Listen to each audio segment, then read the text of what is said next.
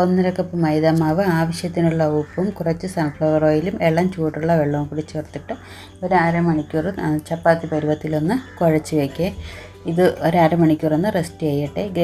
ഉപ്പിട്ട് വേവിച്ചെടുത്ത ചിക്കനെ ഒന്ന് ഗ്രേറ്റ് ചെയ്തെടുക്കാം. ക്യാരറ്റും ഒരു സവാളയും കൂടി ഒന്ന് ഇതേപോലെ ചോപ്പ് ചെയ്തെടുത്തിട്ട് കുറച്ച് മല്ലിയിലയും കൂടി ചേർത്ത് ഒരു പാൻ ചൂടാകുമ്പോൾ അതിലേക്കിട്ട് കുറച്ച് കുരുമുളകും സോയാ സോസും ഉപ്പും കൂടി ചേർത്ത് ഒന്ന് ചിക്കിയെടുക്കാം. നല്ല രീതിയിൽ ഡ്രൈ ആവരുത്, എണ്ണയൊന്നും ചേർക്കേണ്ട ആവശ്യമില്ല.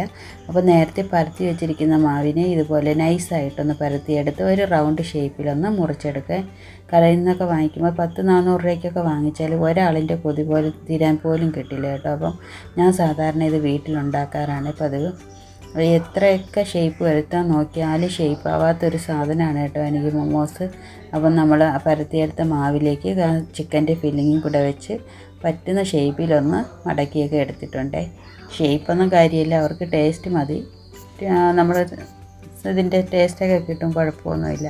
വീട്ടിലുണ്ടാക്കുന്നതിന് അധികം ഷേപ്പൊന്നും ഇല്ലെങ്കിലും കുട്ടികൾക്ക് കഴിക്കാനൊന്നും കുഴപ്പമില്ല കേട്ടോ. കൊതിര കഴിച്ചാൽ മതിയല്ലോ.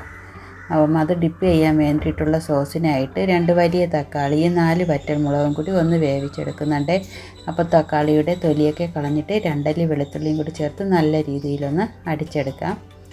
നമ്മൾ പരത്തി റെഡിയാക്കി വെച്ചിരിക്കുന്ന മോമോസിനെ ഒരു 10 മിനിറ്റ് ഒന്ന് സ്റ്റീം ചെയ്തെടുക്കാം. ഒരു പാനിലേക്ക് കുറച്ച് സൺഫ്ലവർ ഓയിലൊന്ന് ഒഴിച്ചിട്ട് അടിച്ച് വെച്ചിരിക്കുന്ന തക്കാളി ചേർത്ത് നന്നായിട്ടൊന്ന് ഇളക്കിയെടുക്കാം. കുറച്ച് ഉപ്പും കൂടി ചേർത്ത് കൊടുക്കുക. കുറച്ച് ടൊമാറ്റോ കച്ചപ്പും കൂടി ചേർക്കുന്നുണ്ട്. അപ്പോഴേക്കും എക്സ്ട്രാ വിനാഗിരിയോ പഞ്ചസാരയോ ഒന്നും ചേർക്കേണ്ടതില്ല, ഇതെല്ലാം കൂടി അതിലങ്ങ് മാനേജ് ആയിക്കോളും. പിന്നെ കുറച്ച് ചിക്കൻ സ്റ്റോക്കും കൂടി ചേർക്കുന്നുണ്ട്. കുറച്ച് മല്ലിയിലയും കൂടി ചേർത്ത് അതൊന്ന് കുറുകുമ്പോഴേക്കും വാങ്ങി വയ്ക്കാം. നമ്മൾ നേരത്തെ വേവിച്ച് വെച്ചിരിക്കുന്ന മോമോസിനെ 2ആയിട്ടൊന്ന് മുറിച്ചെടുത്ത് ഈ സോസിലൊന്ന് മുക്കി കഴിക്കുമ്പോൾ നല്ല ടേസ്റ്റാണ് കേട്ടോ. അപ്പം ചിക്കനൊക്കെ ഉണ്ടെങ്കിൽ ഇതുപോലെ കുട്ടികൾക്ക് ഒന്ന് ട്രൈ ചെയ്ത് നോക്കണേ. നല്ല ടേസ്റ്റാണ്. കുട്ടികൾ എന്തായാലും നല്ല ഇഷ്ടത്തോടെ തന്നെ കഴിക്കും. ഇത് നല്ല എരിയുള്ള ഒരു ചട്നിയാണ്.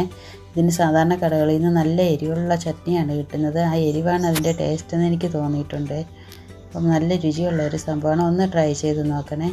അപ്പോൾ എൻ്റെ വ്യൂവേഴ്സ് ആരും ലൈക്ക് കൊണ്ട് തന്നെ എന്നെ സന്തോഷിപ്പിക്കാനോ കമൻറ്റ് കൊണ്ട് എന്നെ വേദനിപ്പിക്കാനോ ശ്രമിക്കാതെ വളരെ മാന്യമായിട്ട് എന്നെ വീഡിയോസൊക്കെ കാണുന്നുണ്ട്.